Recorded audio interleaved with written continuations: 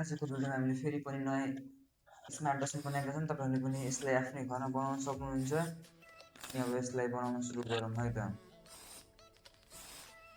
हामीले चाहिँ यहाँ आर्डिनो युनो प्रयोग गरेका छौँ। Ultrasonic sensor, jumper wire. हामीले यहाँ आफ्नै घरमा 3D प्रिन्टेड चाहिँ सिरिज मेकानिजम चाहिँ सर्भोमोटरसँगै जोडेर लिएर आएका छन्। तपाईँहरूले पनि यसै गरेर बनाउन सक्नुहुन्छ आफ्नै घरमा, नभए तपाईँहरूले बाहिरबाट पनि किन्न सक्नुहुनेछ। हामीले चाहिँ एउटा प्लास्टिकको चाहिँ एउटा फुडको ठुलोवाला कन्टेनर लिएका छौँ। हामीले चाहिँ मोडलको लागि यसलाई नै एउटा डस्टबिन टाइप बनाउने छौँ। हामीले 3D प्रिन्टरमा चाहिँ हामीले सर्कलमा चाहिँ कार्डबोर्डलाई काटेका छौँ र हामीले ग्लुगनको सहायताले चाहिँ हामीले त्यसमा चप्काएका छौँ। तपाईँहरूले पनि यसै गरी चप्काइदिनु होला।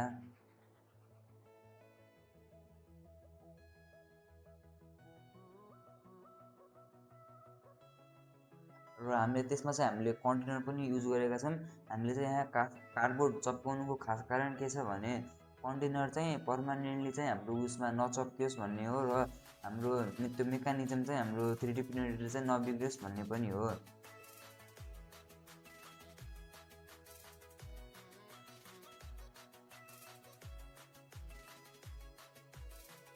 हामीले ब्रेडबोर्ड लिएका छौँ, आर्डिनो युनो लिएका छौँ र जम्पर वायर पनि। हामीले आर्डिनोको 5 भोल्टलाई चाहिँ हामीले ब्रेडबोर्डको पोजिटिभमा राखेका छौँ र हाम्रो जिएनडीलाई चाहिँ हामीले ब्रेडबोर्डको नेगेटिभमा राखेका छौँ। तपाईँले पनि यसै गरी राखिदिनु होला।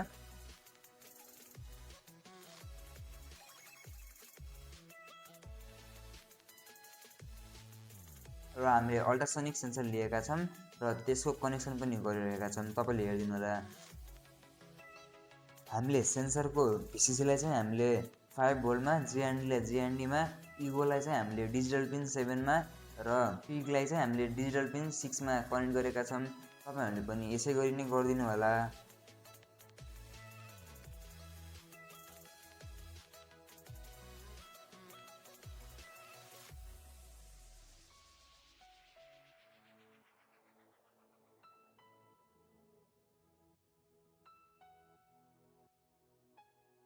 र हामीले यो आइसक्रिम स्टिकलाई चाहिँ हामीले सानो सेप दिएका छौँ। तपाईँहरूले पनि यस्तै सेप दिनु होला।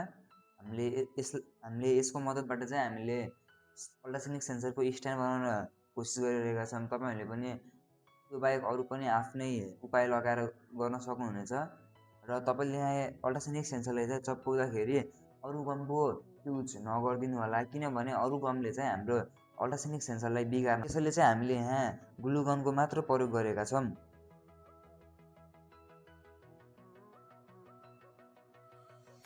र हाम्रो सर्भोमोटरमा सबै female to female jumper wire भइहाले हामीले male to male jumper wire लिएका छौँ। त्यसलाई चाहिँ हामीले सर्भोमोटरसित कनेक्ट गरेका छौँ र हाम्रो सर्भोमोटरको चाहिँ भिसिसी हाम्रो आर्डिनोको 5 भोल्ट, जिएनडी र हाम्रो सिग्नल वायर चाहिँ डिजिटल पिन 5मा जान्छ।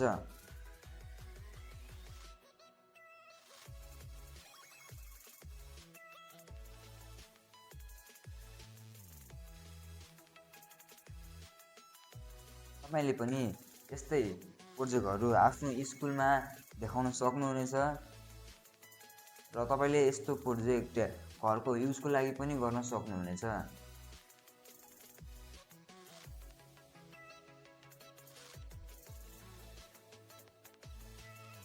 हामीले चाहिँ यहाँ कनेक्सनको सर्किट डायग्राम पनि देखाएका छन्। तपाईँले यसलाई हेरेर पनि गर्न सक्नुहुनेछ। र हामीले चाहिँ आर्डिनोलाई ल्यापटपसित कनेक्ट गरेर कोड पनि अपलोड गरेका छौँ। अब हामीले चाहिँ यसको वर्किङ मोडल देखाउँछौँ है त। तपाईँ हेर्नुहोस्,